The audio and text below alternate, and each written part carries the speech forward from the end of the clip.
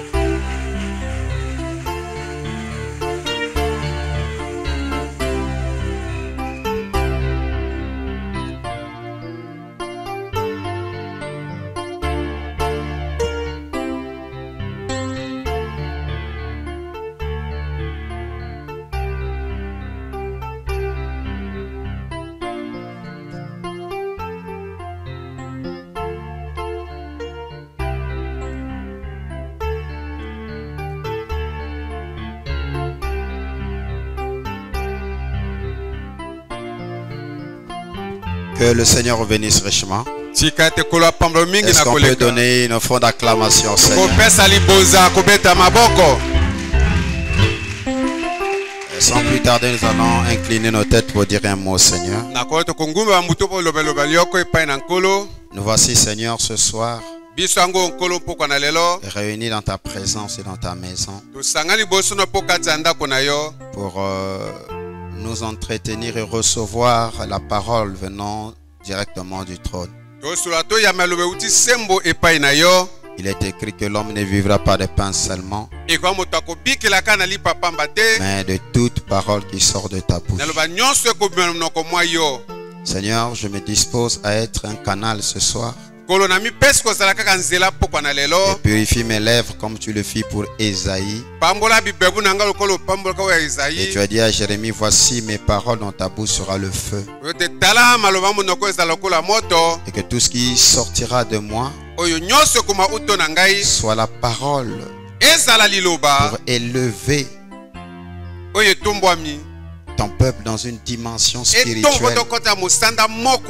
dans laquelle toute chose devient possible. Prends le contrôle sur toute chose au nom suprême de Jésus. Amen. C'est bongo. Que le Seigneur Jésus-Christ vous bénisse tous. Et que l'âme de tout un chacun de nous soit bénie. Alors, comme le pasteur l'ancien a dit, que ce message-là vous est destiné. Parce que j'étais à Pointe-Noire, ça fait plus de 2 mois de cela. J'étais en retraite de prière. Je crois pendant 21 jours. Et le Seigneur m'avait donné 3 visions. Et donc la dernière vision était le code Esther. Et les 2 premiers, je n'ai partagé pendant 2 mois avec les églises ici à Brazzaville. Et donc je priais pour que je sache où est-ce que je vais apporter la dernière vision. Alléluia. Donc je crois que cette dernière vision est réservée pour le tabernacle de la moisson. Alors soyez très attentifs. C'est pas un message, c'est pas une vision pour les poulets. Ce n'est pas pour les poussins. C'est tellement élevé. C'est pour des aigles. Et même votre manière de dire Amen prouve que vous êtes des aigles de Dieu. Alors je sens déjà que je peux m'élever. Amen. Je vois les hommes de Dieu sont déjà aussi dans alors dans Esther chapitre 2, le verset 12 à 13. Le livre d'Esther 2, le verset 12 à 13.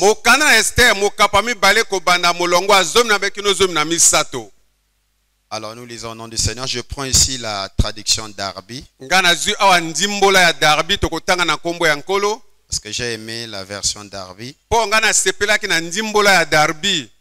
Et quand venait le tour de chaque jeune fille d'entrer auprès du roi Assyrus, après qu'il lui avait été fait pendant 12 mois selon le règle établie pour les femmes,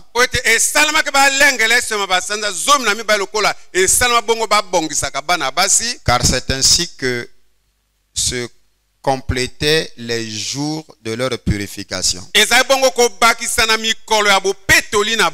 6 mois avec de l'huile de myrrhe et 6 mois avec des aromates et des parfums nécessaires pour la purification des femmes. Et ainsi la jeune fille entrait auprès du roi. Tout ce qu'elle demandait lui était donné pour passer avec elle de la maison des femmes dans la maison du roi. Que le Seigneur Dieu bénisse la lecture de sa parole. Et nous pouvons nous asseoir. Alors pendant ce temps que nous sommes assis, je prends Luc chapitre 11, le verset 52.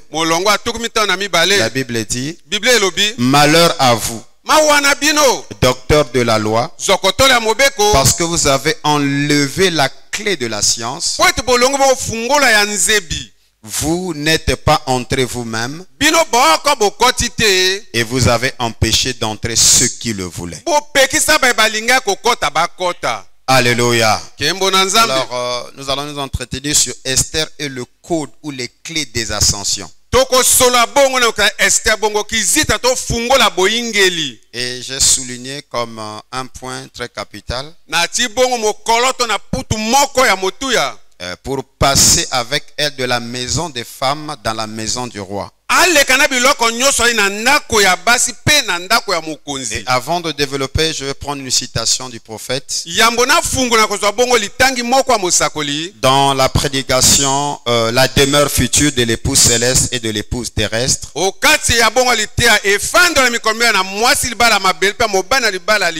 paragraphe 373.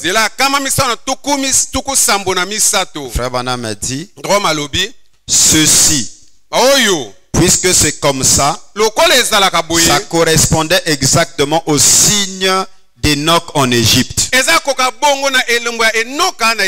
La pyramide, n'est-ce pas? Enoch, avant la destruction antédiluvienne, quand la justification allait venir, il a produit un signe. Et dans cette pyramide, il y a 7 marches qui mènent à la chambre du roi.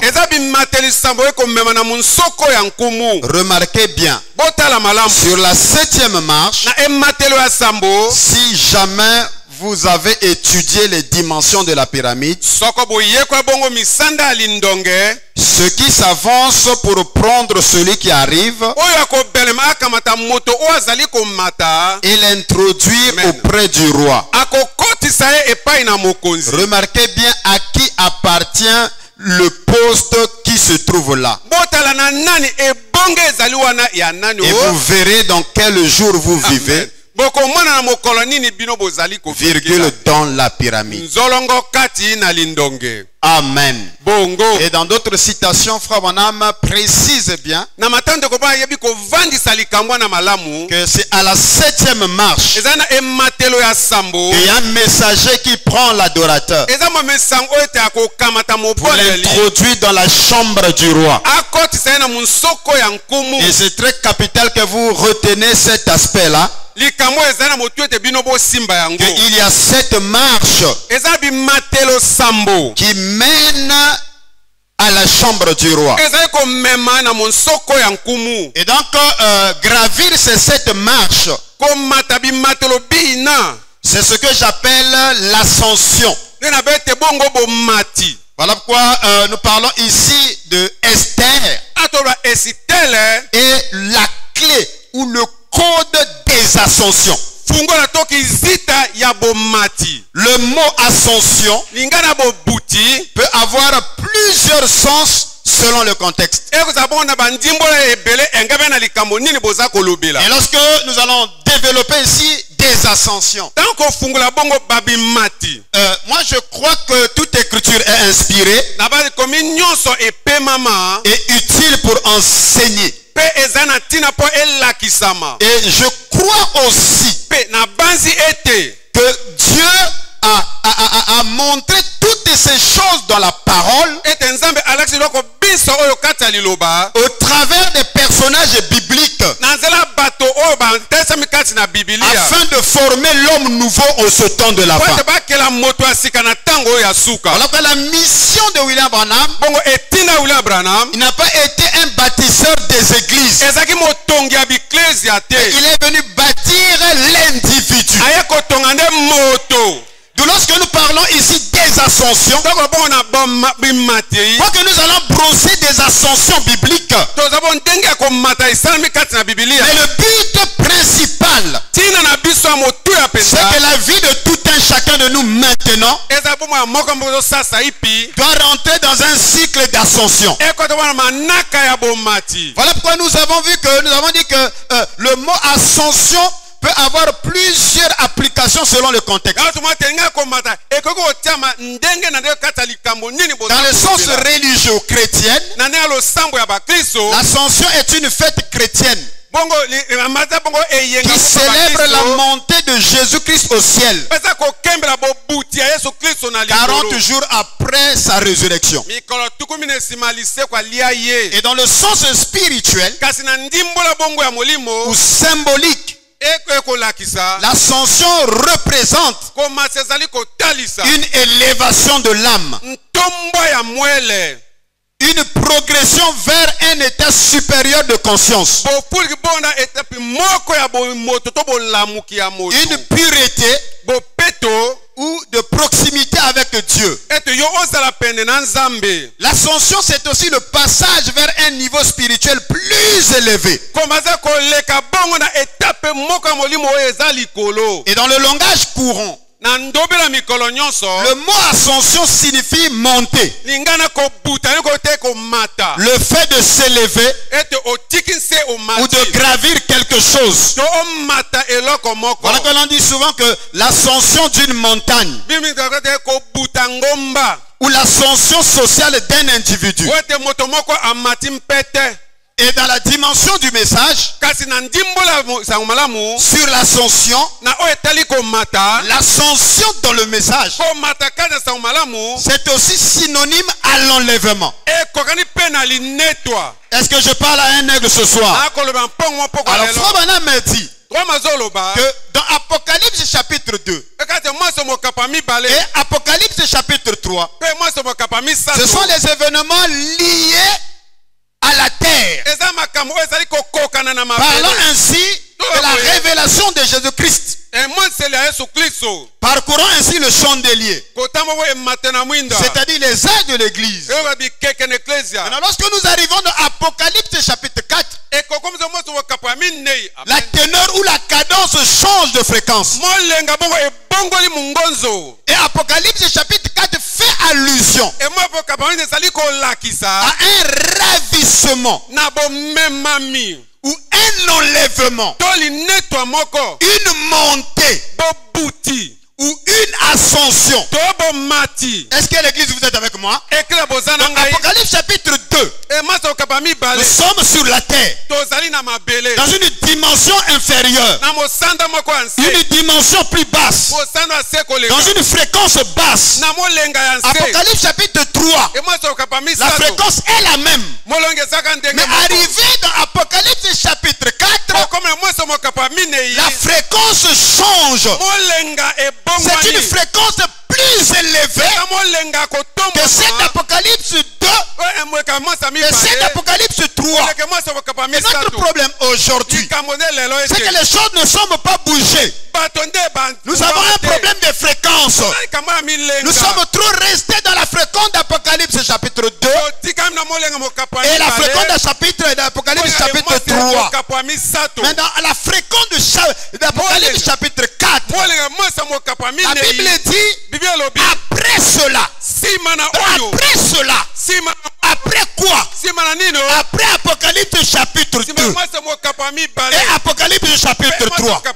Le problème c'est qu'avec nous aujourd'hui, nous n'avons pas compris à quel moment Dieu a fait de quoi.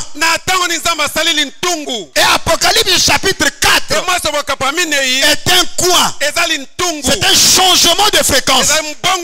Après cela, je regardais et voici une porte était ouverte dans le ciel. Donc vous voyez que la fréquence d'Apocalypse chapitre 4 est l'ouverture d'un portail. L'église, vous êtes avec moi? Et lorsque les portails s'ouvrent, il faudrait être des... Tu peux être disciple de Jésus, mais tu n'as pas accès à voir l'ouverture des portails. Jésus avait une église de 5000 personnes.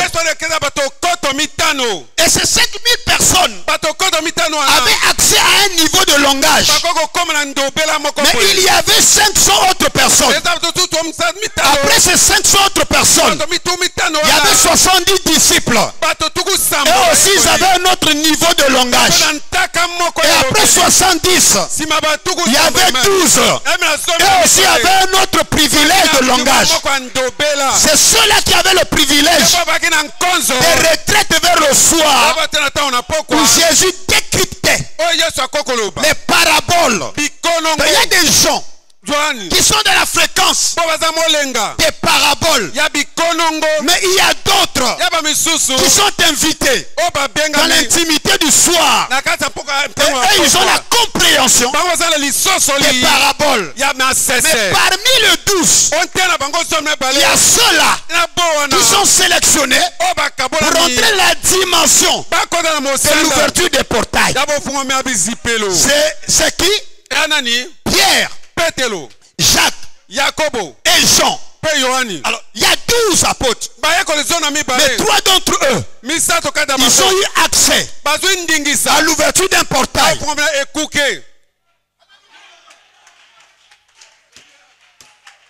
est-ce que je peux avancer? Après cela, je vois.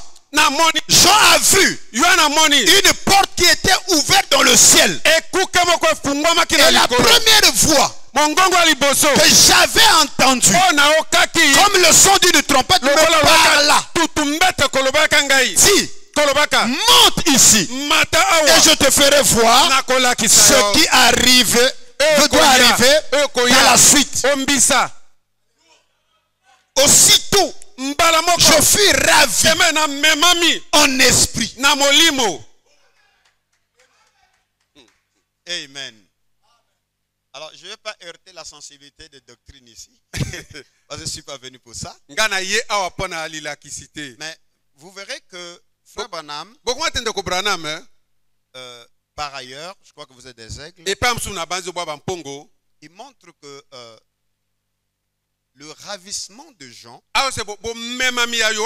est le type de l'église qui monte dans l'enlèvement. Qui est une foi, qui est une révélation. Alors, pour entrer dans la foi de l'enlèvement, il y a plusieurs sortes de foi. Mais il y a la foi de la guérison divine aussi. Et pour accéder à la guérison divine, il faut qu'on vous parle des choses de la guérison divine. Parce que la foi vient de ce que l'on entend. Et ce que l'on entend vient de la parole. Mais quelle sorte de parole? Si c'est la guérison divine, pour avoir cette foi-là, il faut un évangéliste qui va vous insister sur la vibration de la guérison. Par répétition continue, vous allez développer cette foi, que vous ne le voulez ou pas. Mais il y a une foi qui est plus supérieure à la guérison divine. C'est la foi de l'enlèvement. Le ravissement de Jean. Frère Branham appelle cela que Jean fut ravi. Mais ailleurs il dit que Jean a été enlevé. Donc c'est le même mot parlant de la même pensée, que ce soit ravi, enlevé, monté ou ascension. C'est la même chose, la même pensée, mais les terminologies changent. Et il ne peut pas y avoir enlèvement. Il ne peut pas y avoir ascension s'il n'y a pas l'ouverture d'un portail. Amen. Amen. C'est la raison pour laquelle Frère Branham a su le dire dans la demeure future. Il y a 7 marches que tu dois gravir, pas descendre. Il faut gravir les marches. C'est une ascension. C'est une élévation. Et le problème aujourd'hui avec l'église, les gens ne veulent pas avancer. Ils veulent rester tels qu'ils sont, tels qu'on les a connus. Ils ne veulent pas connaître des mutations. Mais je suis ici ce soir pour dire à quelqu'un que nous sommes rentrés dans la saison des ascensions. Ta vie doit connaître des ascensions. Dans tout ce que tu fais, tu dois connaître les ascensions. Parce qu'il est dit, alléluia, après ces choses, après cela, tu ne peux pas continuer à rester dans cela, dans ceci, dans cela. Non. Chapitre 4 d'Apocalypse, ça va changer la fréquence. Frère Branham appelle cela le changement du ton de la symphonie. La musique change. Il y a un après cela.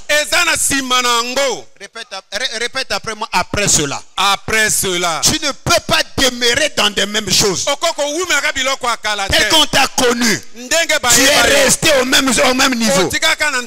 Le même poste que tu as toujours occupé. Tu es resté bloqué là. Non, il y a un après cela. Répète après moi, il y a un après cela. Tu es resté caporal. Tu es resté, je ne sais, adjudant. Après des années, tu es en train de voir les autres avancés, et tu es là, non, c'est une épreuve. Je déclare ce soir, il doit y avoir un après cela. Je t'introduis dans les ascensions ce soir, dans le nom suprême de Jésus. Non, il y a un après cela. Et l'après cela nous introduit dans les ascensions. Vous me permettez de lire encore une autre citation. Dans questions et réponses 2 de 1964, le paragraphe 109. Frère Branham me dit, oui, Jésus a dit, je suis venu de Dieu et je m'en vais à Dieu. Pas vrai? Après sa mort, son ensevelissement, sa résurrection et son ascension, quand le corps a été enlevé au ciel pour s'asseoir à la droite de Dieu. Donc voyez-vous que Frère Branham, il introduit un concept après la résurrection. Après la mort, après l'ensevelissement, après la résurrection, il y a l'ascension. Comment je vois les chrétiens qui sont morts dans les eaux de baptême. Ils ont été ensevelis dans les eaux de baptême. Ils confessent que si l'esprit de celui qui a ressuscité Christ d'entre les morts habite en vous, cet esprit-là rendra la vie à vos corps mortels. C'est la résurrection. Et parmi nous, beaucoup se sont arrêtés avec la résurrection. Non, il y a un après cela. Ce qui suit la résurrection, c'est l'ascension. Et je suis ici pour te dire, après la résurrection, tu dois rentrer dans l'ascension. Ta vie doit basculer dans les ascensions. Et nous sommes dans les saisons des ascensions. Amen. Bongo. Amen. Bongo. Apocalypse chapitre 5, première partie. Et moi, ce mot était na liboso. Paragraphe 53. Maintenant au chapitre 4. Nous avons vu que Jean a été ravi au ciel après qu'il a vu les âges de l'église. Chers amis, nous devons passer les âges de l'église, rentrer dans une dimension céleste. Voilà pourquoi je vous ai parlé ici que les ascensions là, amen, ce sont les élévations des âmes. C'est une progression vers un état spirituel plus élevé. C'est une proximité avec Dieu. Est-ce que vous êtes avec moi? C'est une pureté. Amen.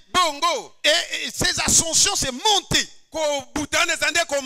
Et tu dois monter. Et il ne peut pas y avoir une ascension sans qu'il y ait d'abord la mort. Et ça, c'est très très capital. Alors nous venons de lire ici dans le livre d'Esther. Parce que c'est tiré de l'ascension. Et dans le livre d'Esther, il y a une jeune fille appelée Adassa. Et étant hébreu, juive, elle porte un nom appelé Adassa. Et les noms sont des natures qui canalisent bien sûr des destinées. C'est pour cette raison que vous verrez toutes les fois dans la Bible, quand Dieu va accomplir quelque chose de majeur, il change le nom des acteurs. Parce que leur nom est une vibration qui influence la destinée des uns des autres. Et dans les adoptions, Frère Branham me dit que les mamans israélites donnaient les noms suivant les douleurs de l'enfantement, et au travers des douleurs, ils affectaient un nom à l'enfant. Et la destinée, même la nature de cet enfant, était la marque de sa destinée. Et quand Josué est venu, des années plus tard, il est venu par inspiration à placer chaque tribu selon les douleurs de l'enfantement. Donc ici, cette jeune fille qui est destinée à une ascension incarne deux personnalités. La première personnalité est liée à son nom juif appelé Adassa. Parce que Adassa est une personnalité qui est complètement différente à la personnalité d'Esther. On ne naît pas Esther. Non, on ne naît pas.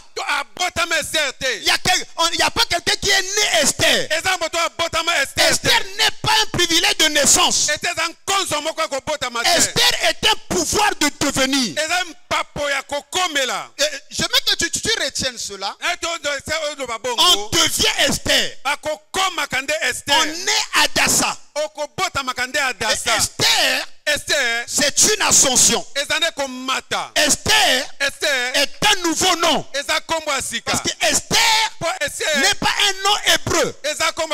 C'est pas un nom juif. C'est un nom perse. Lié à des divinités perses. Comme Meshach, Shadrach, Abednego et Daniel. Quand ils ont été sélectionnés pour travailler dans la cour du roi, il a fallu qu'ils soient formés dans les lettres et les langues des Chaldéens et pour les assimiler à la nouvelle personnalité et rôle. On a attribué à ces enfants-là des noms. Et donc leurs noms hébreux ont été noyés dans de nouveaux noms. Joseph, c'est un nom israélite. Mais pour qu'il rentra dans sa nouvelle personnalité, il a fallu que Pharaon l'affecte un nom nouveau. Est-ce que je parle à un aigle ce soir? Donc, ces noms-là sont le reflet des nouveaux rôles, des nouvelles personnalités que ces leaders-là devaient incarner. On ne naît pas Esther. On devient Esther. Et celle qui est Esther est née en tant qu'Adassa. Et lorsque l'on parle d'Adassa en hébreu, signifie mitre. La mitre est une plante aromatique très importante dans la tradition juive. Et c'est l'un des arbres qui était utilisé pour pendant la fête de Sukkot, c'est-à-dire la fête des tentes. Ou la fête des cabanes, qui est la fête des tabernacles. Donc déjà, la personnalité Esther et Adassa est toujours liée aux 7 fêtes qui sont les âges de l'église, c'est-à-dire une dimension plus inférieure. Mais vous voyez qu'il y a une dimension autre qui arrive, qui est une dimension plus élevée. Et cette dimension-là, c'est la dimension d'Esther. Et j'ai dit qu'on n'est pas Esther. On devient Esther. Esther, c'est un pouvoir. Esther, c'est une ascension. Esther, c'est un devenir. On ne fournit aucun effort pour incarner la personnalité d'Adassa. Amen. Amen. La personnalité d'Adassa, c'est une préséance. C'est une providence que tu as acquis par naissance. Et voyez-vous que plusieurs d'entre nous sont restés longtemps dans la dimension d'Adassa. Mais tu restes dans la dimension de la personnalité Adassa. Tu seras une femme, une église sans impact. Tu vas nager dans l'inconnu, dans l'anonymat. Mais ce soir, j'ai un message pour toi pour te dire que tu es porteur d'un héritage au sein de toi qui produira d'impact civilisationnel. Est-ce que quelqu'un est en train de me comprendre? Paul dit que nous portons en nous un trésor dans des vases de terre. Et en tant que Adassa, tant que nous restons dans la dimension, la vibration Adassa, nous resterons des inconnus, des hommes sans impact. Parce qu'on ne fournit aucun effort pour incarner la personnalité d'Adassa. Par contre, il faut une formation adéquate de 365 jours pour rentrer dans la personnalité Esther. Je répète que pour incarner dans second personnage, dans second rôle, les vraies attributions, il faut une préparation, il faut une purification. Et le temps qui a été alloué pour la purification est de 365 jours, à l'issue desquels vous deviendrez Esther. Et ces 365 jours correspondent à ce qu'on appelle la révolution du solaire. C'est-à-dire le mouvement qu'effectue la terre autour du soleil. Et lorsque nous rentrons profondément dans ces 365 jours, qui correspond à 12 mois, ça inclut les enseignements profonds sur les saisons. Et vous voyez que beaucoup de gens passent des moments de blocage. Tout simplement, ils ne comprennent pas. C'est un problème de révolution. Et il nous faut étudier profondément les saisons. Donc Esther devait passer à travers cette éducation pendant 12 mois. Qui correspond à 365 jours selon l'année solaire de l'Empire perse. Et vous verrez que ce chiffre-là, Frère Branham est sensible sur la numérologie. Parce que le nombre, c'est le langage universel. Et vous ne pouvez pas vous tromper Dieu dans sa mathématique. Amen. Dieu a ses 1, a ses 3, a ses 5, a ses 7, a ses 12, a ses 17, a ses 24, etc., etc. C'est la numérologie pour la mathématique de Dieu. Donc ce chiffre 365 est un chiffre d'ascension. Répète après moi, ascension. Ascension. Et tu vois la mathématique de Dieu. Pour la première fois, ce chiffre apparaît. C'est en rapport avec Enoch. La Bible déclare que Enoch vécut 365 révolutions lunaires. C'est-à-dire 365 années à l'issue desquelles Enoch est rentré dans l'ascension. Il a disparu au milieu des hommes.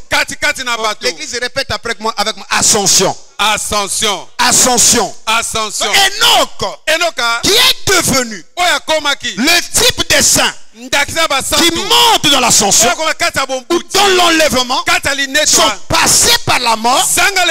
Il a dû faire vibrer la numérologie sacrée de l'année solaire. 365 années. Alléluia. Le portail était ouvert. Enoch a vécu la même expérience que Jean.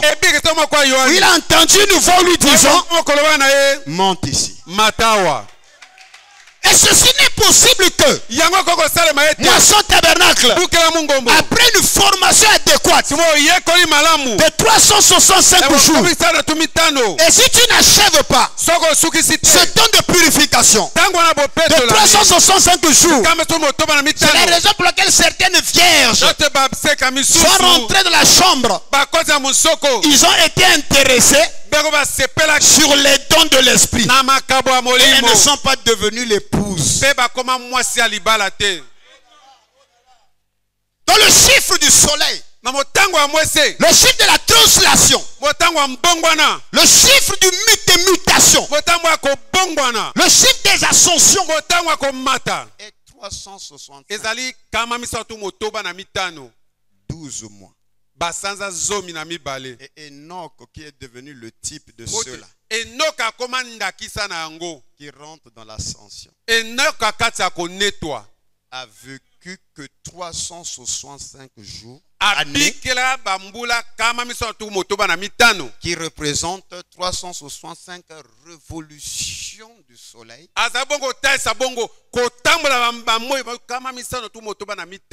Et Esther a passé ce 365 jours de purification et de formation. Et lorsque vous faites le décompte de Genèse 7, le verset 11, jusqu'à Genèse 8, 14 à 16, et Noé, depuis l'entrée jusqu'à la sortie, a effectué le même temps dans l'arche. Amen. Voyez-vous que les chronologistes démontrent que Noé a fait dans l'arche 360 jours. Donc, pratiquement plus d'une année, après 5 jours. Quittant ainsi l'ancien système. Je ne sais pas si vous êtes avec moi. Donc, la seule loi pour transmigrer, pour muter, pour entrer dans les enlèvements, dans les ascensions, il faut les 365 jours de purification. Parce que les messagers qui te reçoivent, le messager qui te reçoit, t'introduit dans la chambre du roi, doit être rassuré que tu es passé fidèlement à une purification intense. Enoch a vécu cette expérience. Noé, pour quitter l'ancien monde et pour entrer dans le nouveau monde, il a dû traverser ce cycle, cette révolution solaire. Et nous revenons ici dans notre sujet. Amen. Avec l'épouse. Parce que j'ai dit que l'on devient Esther. On n'est pas Esther. Alors pourquoi 365 jours? La Bible dit que ces 365 jours correspondaient au jour de purification dans la maison des femmes. Donc il y a un passage de la maison des femmes vers la maison du roi. Mais avant d'arriver dans la maison de la femme, chaque vierge était d'abord dans sa maison. Donc ainsi, il y a l'alignement des 3 principes de 3 maisons et de 3 éducations et de 3 atmosphères différentes.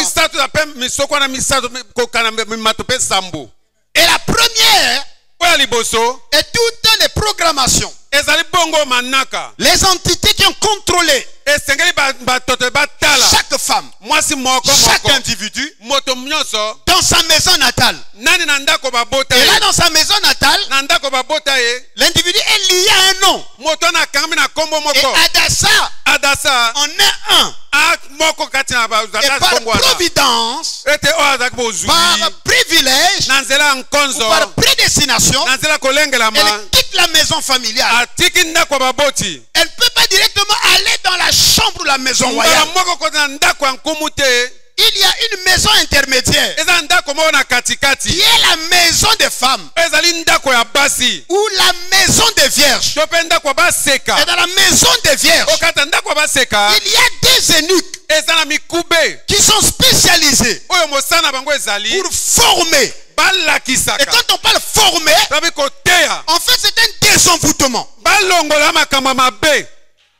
Parce que ces femmes-là entreront dans l'intimité du roi. Et les esprits se transfèrent directement par le lien sexuel. Écoute-moi, ça va t'aider. Et Paul dit que si quelqu'un forme un seul corps ou se prostituer avec une prostituée, par ce acte de débauche, ils forment un seul corps. Donc c'est pour montrer que pour ceux qui font la magie sexuelle, que les énergies se transfèrent suivant les chakras, c'est par le sexe. Quand la jeunesse d'aujourd'hui doit être éduquée, parce que vous ne savez pas dans les voies que vous suivez comment les étoiles, les destinées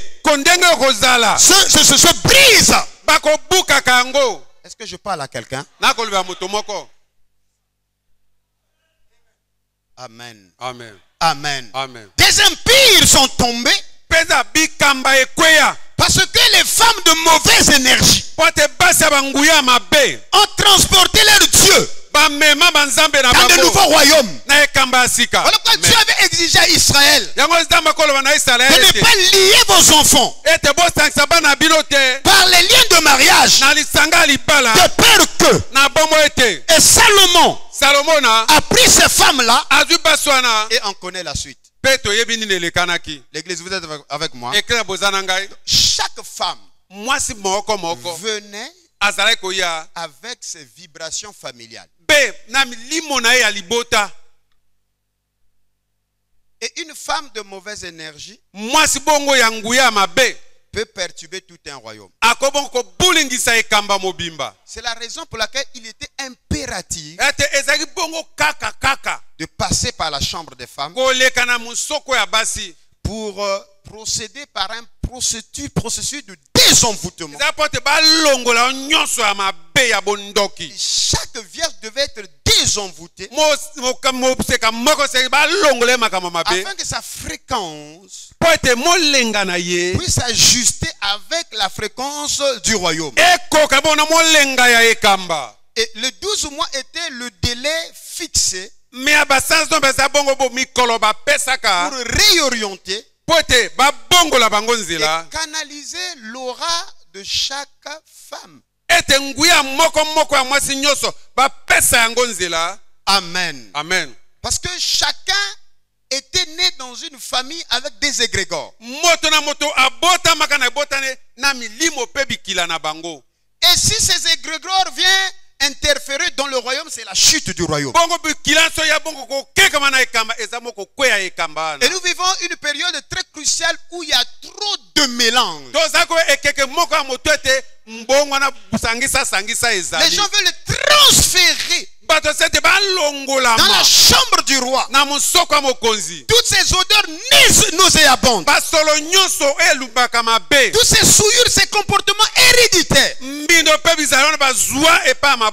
toutes ces pensées limitantes, ces idées reçues, toute cette médiocrité que nous avons hérité de la maison de nos femmes, de nos parents. On veut transporter ça dans la dimension royale. Pourquoi Dieu a choisi une maison intermédiaire qui est une maison de désenvoûtement? Que quelqu'un me donne un amen pour que je prêche.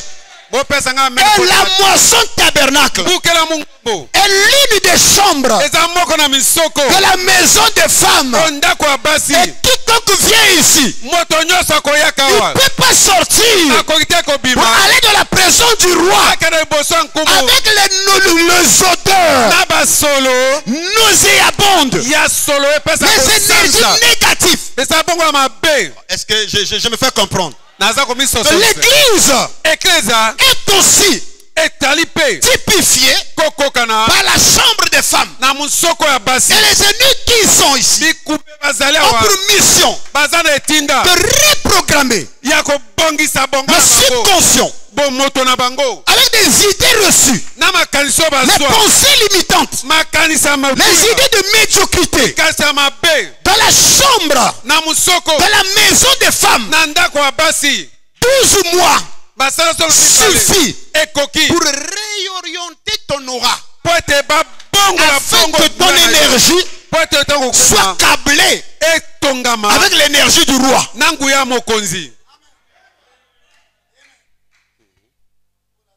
C'est ainsi.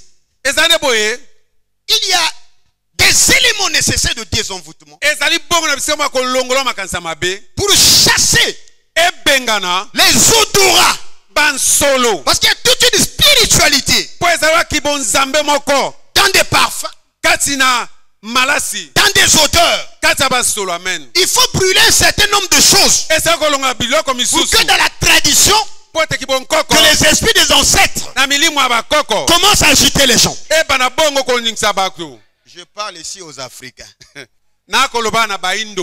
Alléluia. Amen. Pour ceux-là qui sont dans des pratiques certaines, il faut des bougies, il faut des jolies soirs. Parce qu'on veut, il y a des esprits qui ne suivent que des odeurs. Tu es habitué avec ces odeurs-là dans ta famille. Tu veux les transférer chez le roi. Alléluia. Mais le royaume risque de tomber. C'est la raison pour laquelle il y a une maison intermédiaire qui est la maison des femmes. Et dans la maison des femmes, la mission qui se fait là est une mission de purification. Et la Bible dit que pendant 6 mois, les eunuques devaient mettre à la disposition des femmes les huiles de myrrhe afin que les femmes soient purifiées. Et les 6 autres mois, ce sont les aromates et les parfums pour compléter le désenvoûtement. Et tous ces éléments étaient nécessaires pour la purification intérieure et pour la purification extérieure. Alors, qu'est-ce que c'est la myrrhe? Amen. Bongo. Adassa n'est que belle. Et la beauté d'Adassa est un potentiel. Mais Adassa, telle qu'elle a été recrutée, ne se présente pas ainsi devant le roi. Elle doit être modelée. Elle doit être façonnée. Elle doit être reprogrammée. Elle doit être formatée suivant le catalogue et les principes du royaume. Alléluia. Alléluia. Alléluia. On est trop resté dans la dimension Adassa, dans l'anonymat. Mais Dieu nous envoie dans la chambre des femmes. Là où se trouve Égaï, afin de nous mettre sous le traitement purificateur par la myrrhe. Et la myrrhe pressée devenait ainsi de l'huile.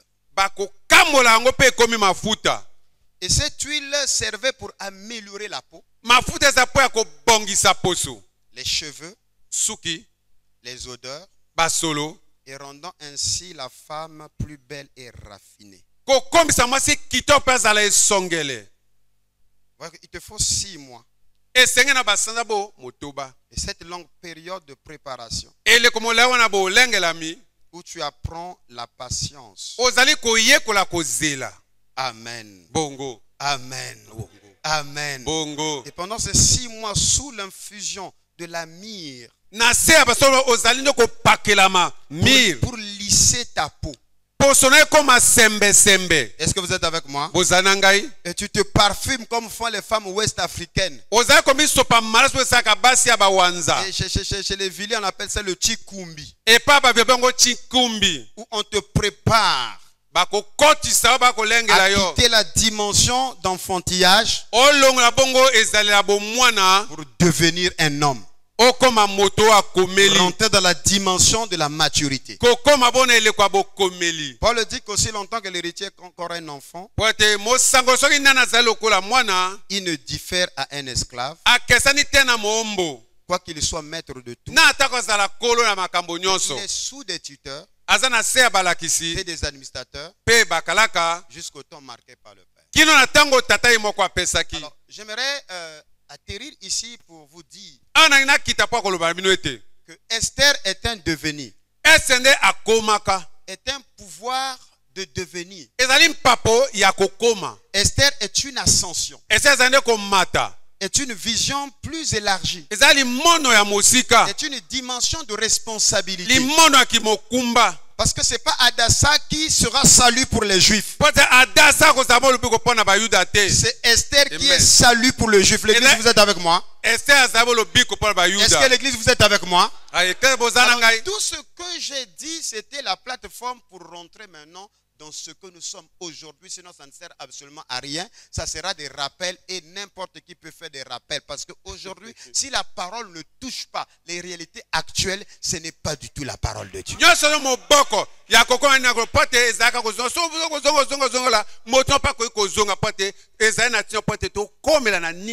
Jésus est rentré dans la synagogue, il n'a pas lu n'importe quel livre. Amen. L'Esprit l'a conduit à prendre le rouleau approprié qui réglait les problèmes de gens au jour dans lequel il était.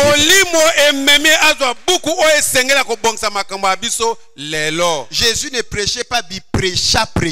Il était précis dans ses discours. Et c'est ce qui le différenciait avec les fils pharisiens. Il a ouvert le rouleau d'Ésaïe. Il a dit, l'Esprit du Seigneur est sur moi, car l'Éternel m'a oint. Pour faire quoi? Pour annoncer la bonne nouvelle aux pauvres. Frère Branham me dit que ça, c'était l'onction suprême. Il n'y a jamais eu une onction plus supérieure qu'à l'onction de Luc 4. Mais le premier ennemi de cette onction-là,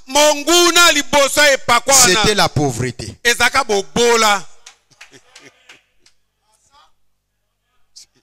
J'ai seulement lu. Il m'a oint pour annoncer qu'il avait une bonne nouvelle aux pauvres. Il n'était pas venu évangéliser les pauvres.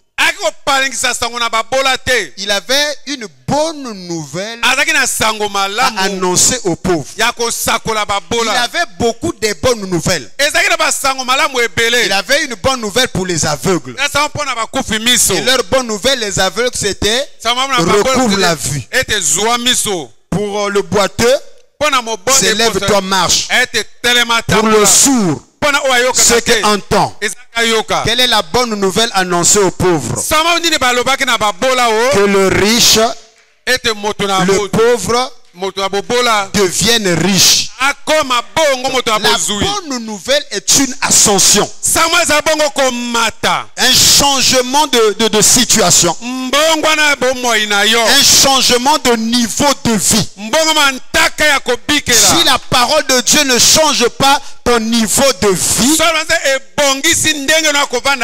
tu n'écoutes pas la parole de Dieu. Est-ce que je peux entendre un amen à cela? Est-ce que je peux entendre un amen à cela? Non, qui quitte la dimension d'Adassa. Va vers Esther. Adassa est une église sans impact.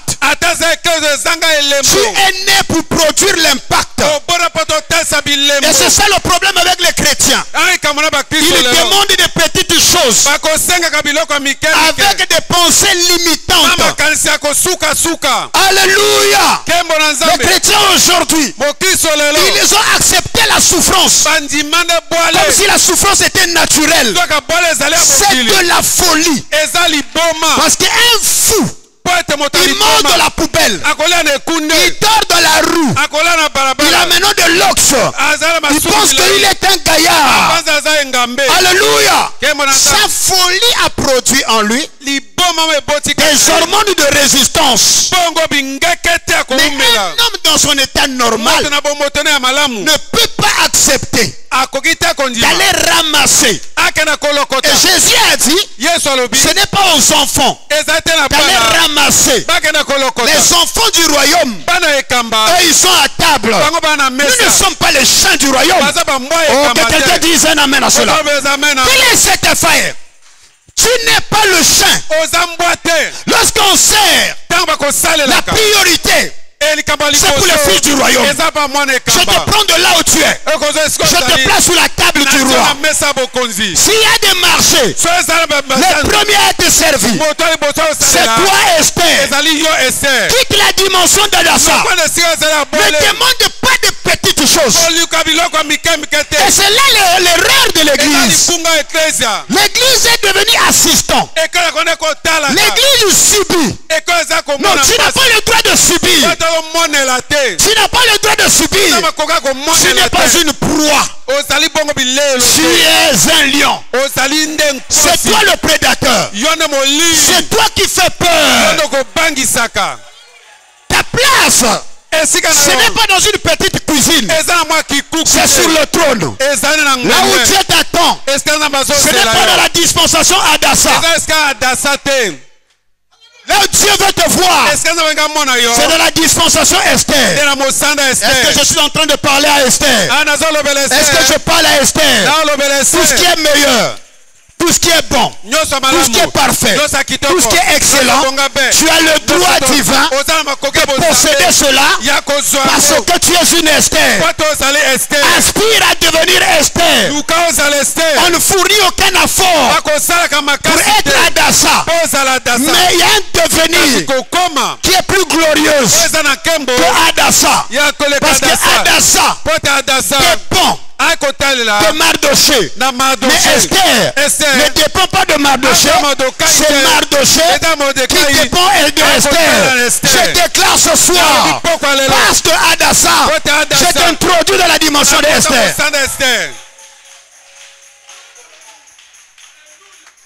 Alléluia. Alléluia. Alléluia. La maison. La maison des femmes, c'est une maison de désenvoûtement. Ou des petites idées, des caricatures, des emprisonnements de pensée, même ton imagination qui a été bloqué dans la maison des femmes. Tout ce qui t'a bloqué en tant qu'Adassa, il y a un écueil ici pour débloquer et redémarrer ce qui était bloqué dans ta vie. Ce soir, reçois cela dans le nom puissant de Jésus-Christ. Tout à l'heure, l'ancien me parlait. Il dit, on ne va pas mettre les carreaux. On va mettre des pavés. C'est ça la vision d'Esther. Est-ce que vous pouvez dire un amen à cela? Esther n'est pas dans les petites choses. C'est une grande dame. C'est une grande femme. Oh, quelqu'un dit alléluia. Tu es désintoxiqué par les mires, par les aromates, pas des parfums. Tu sens bon. Le dimanche, je viendrai pour montrer le pouvoir d'attraction. C'est-à-dire les parfums qui va chasser les odeurs nauséabondes qui noircit ton aura. Ou lorsqu'on veut licencier les gens, c'est ton nom qui se retrouve là-dedans. Parce que ton parfum sent mauvais. Nous t'invitons maintenant dans la maison de femmes pour te désenvoûter, pour recanaliser ton aura, pour réorienter ta destinée afin que tu quittes Adassa, que tu deviennes Esther. Parce que ce n'est pas Adassa qu'on a dit je peux te donner la moitié de ton royaume. Il faut que tu deviennes Esther afin que tu aies accès à tout ce que Dieu a.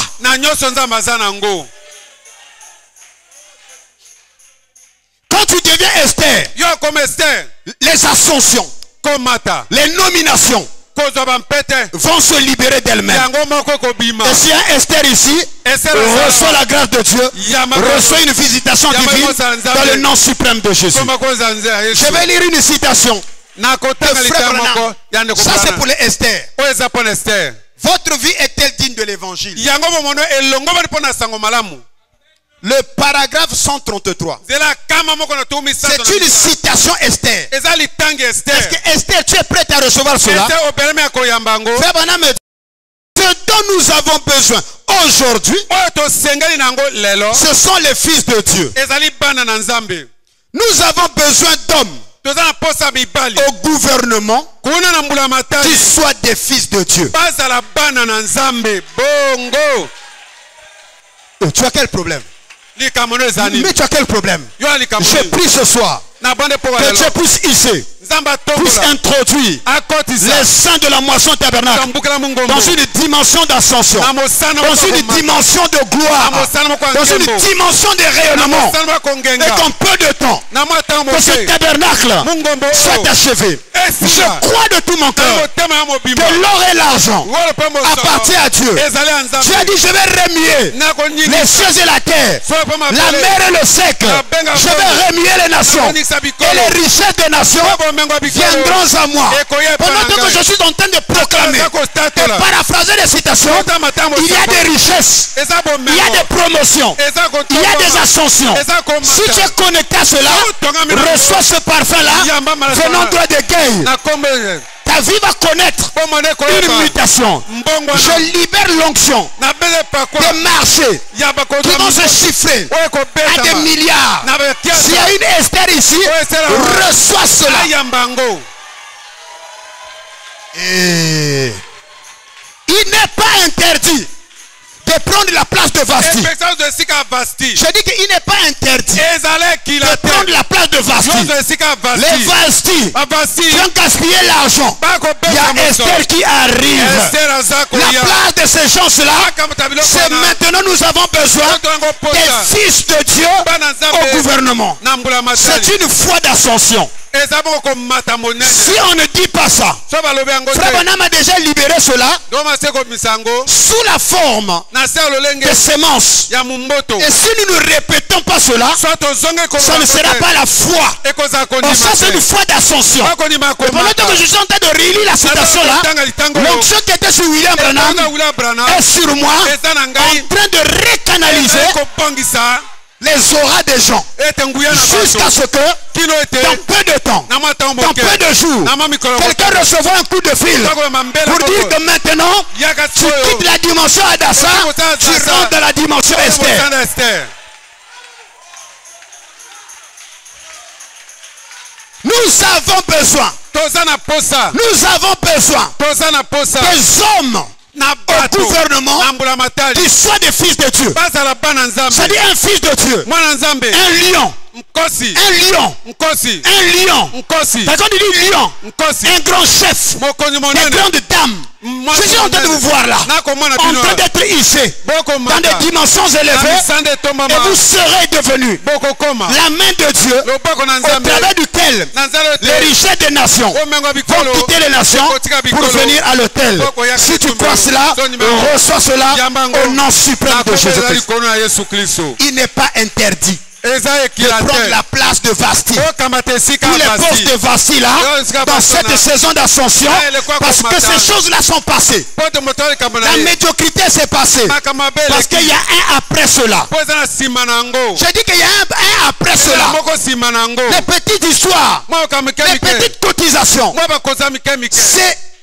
Il y a un après cela. Je prie le Dieu Tout-Puissant qui règne, qui a plein d'autorité, et que cette onction tombe sur les gens, que les gens deviennent des vrais partenaires, des bâtisseurs des temples, comme le centenier romain,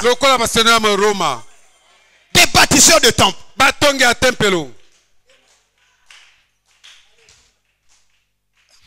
La dernière fois, je parlais avec le pasteur Roy Bond de Madiabou. Il disait qu'il était à 180e église construite à Kinshasa. Une seule personne qui achète des parcelles et il fait des églises comme ça. Il vient te donner les clés. Amen. Je prie ce Dieu-là, le Dieu d'Esther, qu'il suscite les bâtisseurs des temples. Et ça, il faut que nous arrivons à apprivoiser déjà le pain quotidien. Et si le pain quotidien, on est encore dans les problèmes. Adassa n'a pas mangé.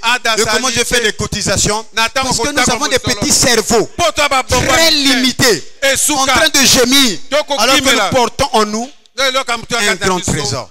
Non, les choses doivent changer parce qu'il y a un après cela. Ce dont nous avons besoin aujourd'hui, ce sont des hommes, des fils de Dieu au gouvernement. On ne peut pas, c'est pas possible. Parce qu'il faut que ça soit une habitude. Et dans peu de temps, le monde va s'habituer au pouvoir des hommes, d'enfants de Dieu. C'est un pouvoir de domination, c'est un pouvoir de règne. Il y a quelqu'un qui dit ça aussi, c'est le message. C'est toujours le message dans la dimension Esther. Frère Branham me dit, donc Christ est le mystère de Dieu révélé, que le troisième dessein, c'est quoi? C'est rétablir le royaume dans sa position que Adam et Ève l'avaient perdu dans les jardins d'Éden. C'est ça le troisième pôle. Le pouvoir de régner, le pouvoir de dominer. Non, la place de Vasti est réservée. Il n'est pas interdit. Qu'est-ce que Vasti a de mieux que Esther n'a pas? Qu'est-ce que ce monde, ces païens, ont de mieux que toi, un fils de Dieu, tu n'as pas? Est-ce que leurs parents, est-ce que c'est interdit d'enfanter un fils qui devienne ministre? Est-ce que ces ministres et leurs mamans ont des matrices en or? Ces mamans n'ont même pas été à l'école. Elles ont engendré des présidents. Elles ont engendré des sénateurs. Que quelqu'un dise amen à cela. Je suis ici pour te dire que la place de Vasti doit être occupée. Alléluia! Alléluia! Ces gens-là n'ont que 24 heures. Ils n'ont que 2 yeux. Ils n'ont qu'un seul nez. Ils n'ont qu'une seule bouche. Ils n'ont que 2 oreilles. Ils n'ont que 2 mains. Ils n'ont que 2 pieds. Parfois, si on vérifie, tu es plus intelligent que eux. Mais pourquoi tu n'arrives pas? Tu es resté trop dans la dimension, la vibration d'Adassa. Tu dois, il y a un après cela. Parce que Adassa, c'est ça. La fête de Hutt. Mais après la fête de Hutt, il y a une sainte convocation qui vient après cela. C'est Apocalypse chapitre 4. C'est une ascension. Monte ici. Il faut que le monde s'habitue au pouvoir des enfants de Dieu. Parce que l'église c'est un pouvoir. L'église c'est un ordre. C'est une spiritualité. Il y a des gens qui sont dans les spiritualités traditionnelles et ils règnent. Il y a des gens qui sont dans les spiritualités occultes, la magie, la rose, etc. Ils règnent. Quelque part, il y a une spiritualité de lumière qui est le message. Quelqu'un dit amen à cela? C'est une spiritualité de lumière. Il faut que les gens intègrent ça. Et toi, tu dois intégrer intégrer ça, que tu es la spiritualité de lumière. Et le roi Nebuchadnezzar avait besoin des satrapes, des astrologues, des magiciens, mais il avait besoin aussi de Daniel, Meshach, Shadrach et Abednego. Tosaka Kuna, là où ils sont, nous aussi on est là, c'est la guerre. Tu vas rentrer là. Là où était Vasti. Alléluia. C'est pas un autre homme. C'est la même personne qui a vécu avec Vasti, qui sera l'époux d'Esther. Il n'est pas interdit.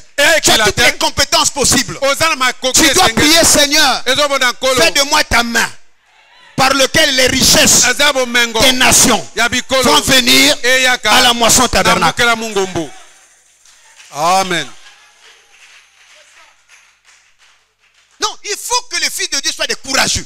Il faut élever ta vibration. Monte ici pour voir les choses plus grandes. Parce que cette vibration d'ascension, alléluia, tu peux voir des choses que tu ne pouvais pas voir dans Apocalypse 2 et Apocalypse 3. Nous devons quitter la dimension de la guerre du pain quotidien. Cette guerre-là doit terminer avec le 7e chandelier. Nous montons plus haut dans le royaume, allons vers le roi lui-même, là où le roi va nous dire: demande tout ce dont tu as besoin, même si c'est la moitié de ton royaume, je te le donne. C'est là où Dieu va susciter des vrais mécènes, des constructeurs de synagogues. Et pendant que je parle de ça, cette onction est en train d'être libérée. Ce n'est pas seulement pour les hommes, même les femmes. Des onctions comme Lydie, la marchande de pourpre, de Paul, avait une sœur, une brebis, qui est marchande de pourpre. Le pourpre, c'était des tissus des rois. Donc, Lydie, la marchande de pourpre, avait déjà des connexions avec des royaumes.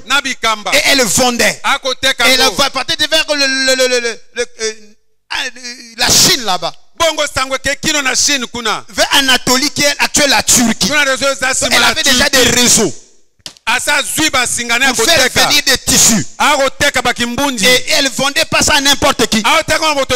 C'était le tissu des chefs. Elle avait le numéro des chefs. Je prie que Dieu suscite. C'est Lydie la marchande de pourpre. Et c'est elle qui a été la base même de l'évangélisation de l'Europe. C'est sa richesse qui a permis que Paul alla proclamer la bonne nouvelle. C'est pourquoi un bon roi, Dieu arrêterait toutes ces choses, ces bêtises. Il n'aurait pas de ficelle à tirer comme David a mis fin à ça. Je suis en train de te dire ce soir, peut-être que tu t'ignores, mais tu es destiné à faire des choses plus grandes.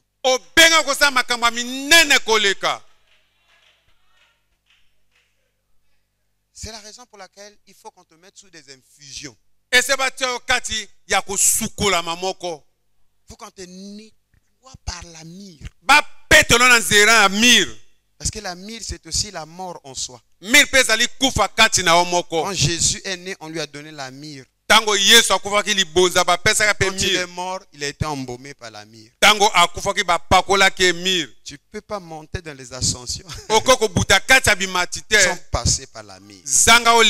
Il faut que tu meurs. Ton mindset doit être changé, reprogrammé, pour t'habituer à tout ce qui est bon, pour t'habituer à tout ce qui est royal, pour t'habituer à la richesse, pour oublier ton passé désastreux, pour oublier des cicatrices. Parce que la myrrhe, ça nettoie aussi le corps. Enlever les cicatrices, les blessures du passé. Ceci doit être chassé. Ou la famille qui a vécu continuellement dans la pauvreté, Tu n'es pas obligé de vous mourir pauvre. À partir de toi, tout va changer. Parce que tu quittes la dimension d'Adassa pour rentrer dans la dimension Esther. Sable du péché de mes parents. Est-ce que quelqu'un peut dire amen à cela? Tout doit changer. Je dis que tout doit changer. Que tout doit changer. Ce que tu as vécu hier, il y a un après cela. Les difficultés d'hier, c'est un après cela. Le chômage d'hier, il y a un après cela. La maladie d'hier, il y a un après cela. Les envoûtements d'hier, il y a un après cela. Le ridicule d'hier, il y a un après cela. Le surpasse d'hier, il y a un après cela. Parce qu'il y a une voix qui t'appelle. Monte ici. Monte ici. Monte ici. Monte de la gloire. Accepte de monter. Parce que c'est la saison. La voix des guerres t'appelle. Monte ici pour rentrer dans ton héritage. Je refuse de subir. Je refuse l'oppression. Je refuse la maltraitance. Je refuse la misère. Je m'engage maintenant et j'entre dans ma saison. Dis, je suis Esther. Je suis Esther. Je suis Esther. Je suis Esther. Tout recommence à partir de moi. Parce que je suis lumière. Salut de ma famille. Je suis le salut de ma maison. Je suis un leader. Esther, c'est un devenir. Et vous devez le devenir. Voilà comme nous sommes dans la maison des femmes. Près de désenvoûter. Par la myrrhe. Par des parfums et par les aromates. Dimanche, nous viendrons pour appliquer cela dans le subconscient et montrer comment ça fonctionne. Que le Dieu du ciel, le Dieu de William Branham, vous bénisse richement. C'était juste une introduction. Merci.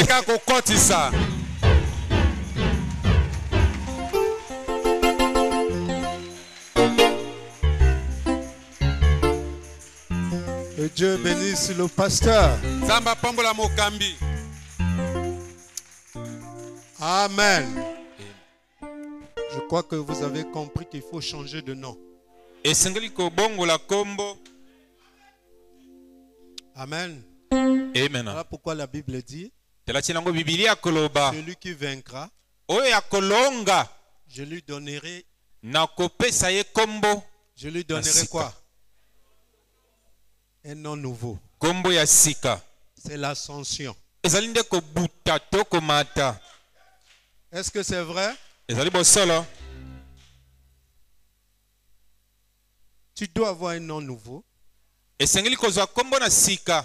dans le nom nouveau, il y a une pierre qui descend sans le secours d'une main. Ouais, c'est les... Que Dieu bénisse le pasteur. Amen. Amen. Amen. Mais avant qu'on arrive à être Esther, avant d'arriver à être Esther, ses parents devaient mourir. Est-ce que vous voyez le passage? Ses parents sont morts. Elle dépendait maintenant du prophète. Est-ce que vous comprenez? Et du prophète, il dépendait maintenant du roi. Si les parents ne meurent pas, ça sera difficile qu'elle devienne la fille du prophète. Voilà pourquoi Dieu dit à Abraham, va-t'en du pays de tes pères. C'est un processus, hein? Il y a des gens qui sont restés toujours le même. Mais comment tu vas monter? Oh, c'est la 7e marche que vous trouvez un messager qui vous introduit dans la chambre de qui? Mais si tu ne montes pas, est-ce que tu arriveras au 7e message? À la 7e marche, regardez votre vie. Est-ce que ça monte ou ça descend? Vous devez vérifier ça. Si ça monte, c'est que vous êtes en train d'aller vers la 7e marche. Et la 7e marche, il y a quelqu'un qui vous prend. Il vous introduit où? Que Dieu vous bénisse. Esther a quitté la chambre des femmes où on a lavé, on a purifié. Mais avant d'arriver chez le roi, il y avait une chambre des dons. Quand les autres sont arrivés là, ils ont tellement pris les dons qu'ils ont oublié la chose qui les avait amenés là. Mais Esther dit que je ne suis pas venu pour les dons, mais je suis venu pour qui? Est-ce que vous comprenez? Les gens sont restés dans les dons, bien que purifiés, mais à cause de ça, quand ils arrivent devant le roi, tellement qu'ils sont là avec la télévision qu'ils ne veulent pas abandonner, tellement ça attire leur attention, le roi dit ça c'est une mauvaise femme. Elle n'est pas attentionnée. Elle c'est les dons. Mais quand Esther entre, pas de dons. Mais tu n'as pas vu les dons? Il dit je ne suis pas venu pour les dons. Si j'ai le donateur, j'ai tous les dons. Cherchez à voir le donateur. Le Saint-Esprit, les voitures c'est pour vous, les maisons c'est pour vous. Oh, je ne sais pas si vous dites amen. Avoir le Saint-Esprit c'est une ascension. Jean, descends ici. Jean fait quoi? Monte. On doit monter. Notre vie spirituelle doit monter. La vie matérielle doit monter. La vie financière doit monter. Vous êtes resté trop longtemps. Tournons les regards vers le sud. Est-ce que vous dites amen? C'est ça le message de l'épouse. Hein? Là, quand je suis sur le balcon, je suis dit, j'ai remué la tête. Et je crois qu'il a bien joué. Et quand il a vu le maître remuer la tête, et que je suis arrivé. Ne faites pas attention à tout ce que le Saint-Esprit. Frère, il y a un message pour l'épouse. L'épouse doit connaître qui il est. Vous devez quitter Adassa. Le nom donné par des hommes. Mais arrivé Esther. Esther c'est l'épouse du roi. Et quand c'était devenu dur pour Israël, c'est elle qui pouvait aller chez le roi, dire au roi sans permission. Alors que j'allais chez le roi, il fallait qu'il te tende. Oh, je veux écouter l'amen. Amen, si tu entres là-bas sans rendez-vous, tu étais mort. Mais Esther, avec le nouveau nom, avec l'ascension, est entré là-bas sans rendez-vous. Et le roi lui a attendu. Le bâton. Qui est-ce que tu veux? Demande ce que tu as besoin. Esther. C'était déjà écrit que Israël devait mourir. À cause d'Esther, alléluia, on a changé la loi. La loi de la pauvreté doit être changée. Tu dois entrer dans la loi de la bénédiction. Et ce soir, oh, alléluia, le roi te tend le bâton. Qu'est-ce que tu as besoin? Demande ce que tu as besoin. Et cela te sera donné. On applaudit le pasteur. Merveilleux. Parlons de Jésus. Il est le roi des rois, le Seigneur des seigneurs, diront l'éternel.